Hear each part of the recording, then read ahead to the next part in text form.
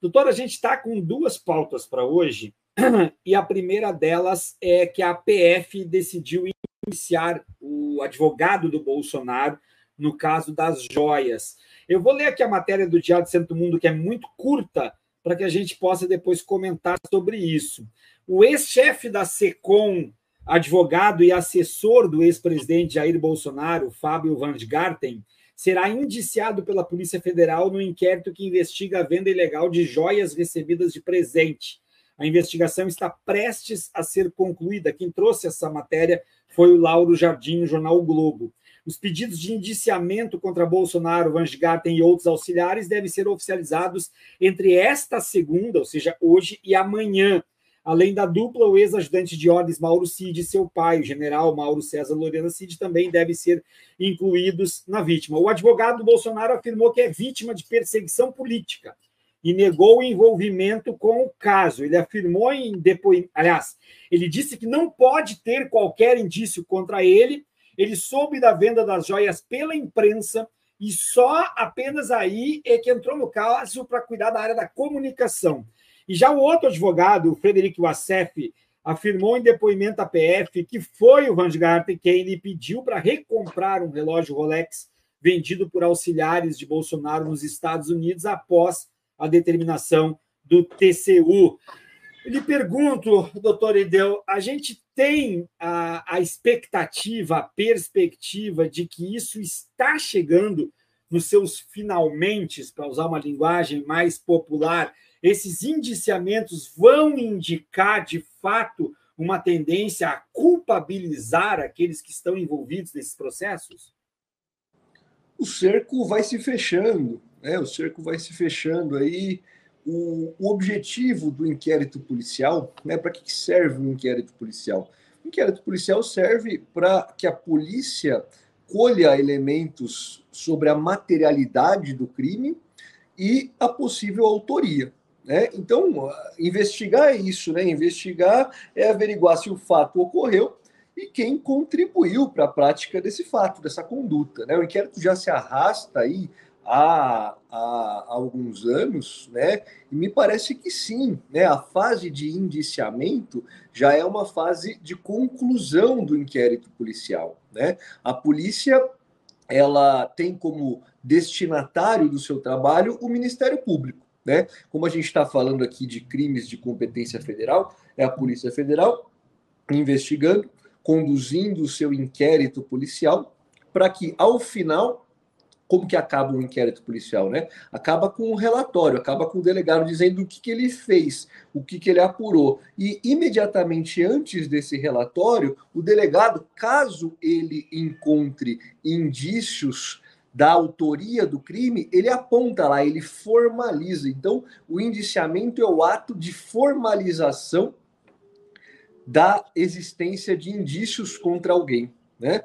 O indiciamento não vincula a atuação do promotor, do procurador, né? Uma etapa posterior, o inquérito ele não basta em si, né? Ele é um meio de desvendar o fato para que o titular da ação penal tome as medidas cabíveis. Então, esse inquérito, me parece, né, ao se chegar na fase de indiciamento, já está nos seus finalmente, né? Já está nas suas. Até porque não tem muito o que fazer, né? A materialidade existiu, a gente sabe, essas drogas, essas joias saíram com o propósito de vender, de enriquecimento pessoal, e resta saber quem desempenhou, né? O Código Penal nosso fala que quem de qualquer forma concorre para a prática do crime incide nas penas a ele cominadas na medida de sua culpabilidade. Então a gente tem que apurar o que foi que cada um fez, né? Qual que é o papel de cada um nesse esquema, né? Quem mandou, quem concebeu a ideia e deu a ordem para que fosse feito, quem fez, quem levou, quem vendeu, quem trouxe o dinheiro, como foi. Então, são todas essas nuances aí que vão sendo reveladas, mas respondendo mais objetivamente, me parece que sim, né? Me parece que a coisa já está caminhando para se encerrar e já é tempo disso mesmo, né? A investigação não pode durar para sempre. E aí o Ministério Público vai tomar as medidas que entender cabíveis. É muito comum a gente ver, e eu vou lhe confessar que eu faço parte desse time, de pessoas que já estão angustiadas, que querem ver a justiça ser feita e que estão incomodadas com uma certa lentidão, mas eu não sou da área do direito.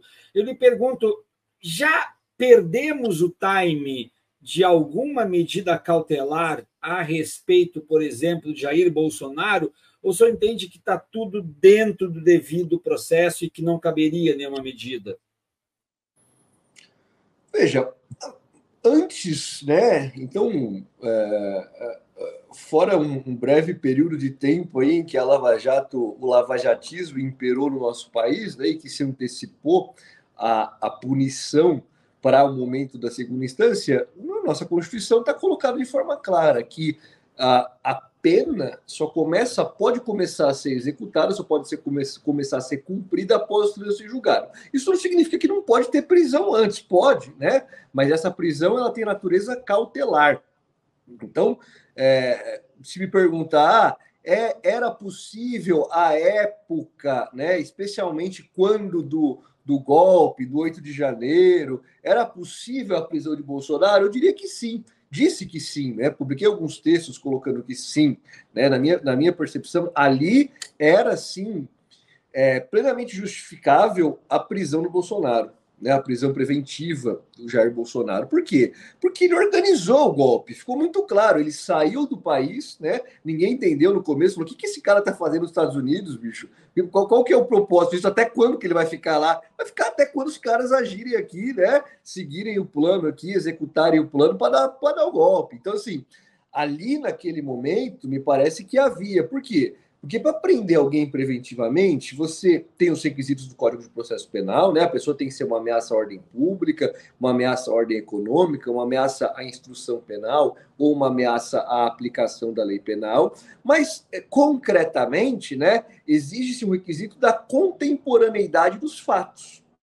É difícil de prender alguém preventivamente por alguma coisa que ele tá sendo acusado de ter feito 2 anos atrás. Né? E nesses 2 anos ele não fez mais nada? Não. Então por que vai prender? Deixa o cara responder e no final ele vai cumprir a pena se assim for condenado. Né? Então eu acho que 2 coisas. Né? Primeiro, perdemos o trem aí de poder prender o Bolsonaro. Eu acho que houve alguns momentos em que eu acho que a prisão se justificava, né? O momento do golpe concreto ali do 8 de janeiro, o momento que ele foi buscar que ele, achando que ia ser preso, foi buscar asilo na embaixada, né? Ali eu acho que ficou claro, ali ficou claro que ele era uma ameaça à aplicação da lei penal, né? Caso fosse decretada a prisão dele, ele pediria asilo. Então, assim, me parece que houve, sim, alguns momentos em que a prisão poderia, um momento da lancha lá que ele foge para talvez destruir provas, precisaria ser melhor apurado, né? Mas a polícia vai bater na casa dele, ele sai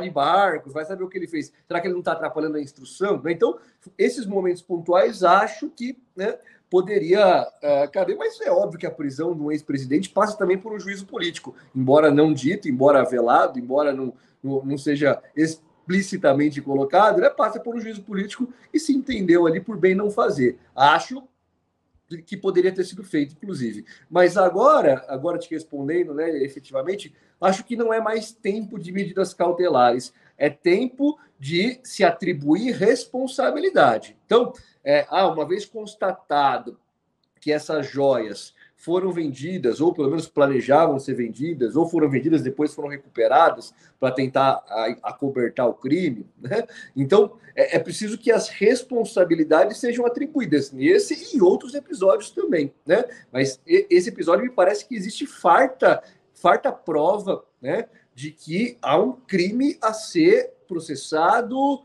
apurado e, ao final, né, se condenado, exauridos os recursos todos, imposta uma pena.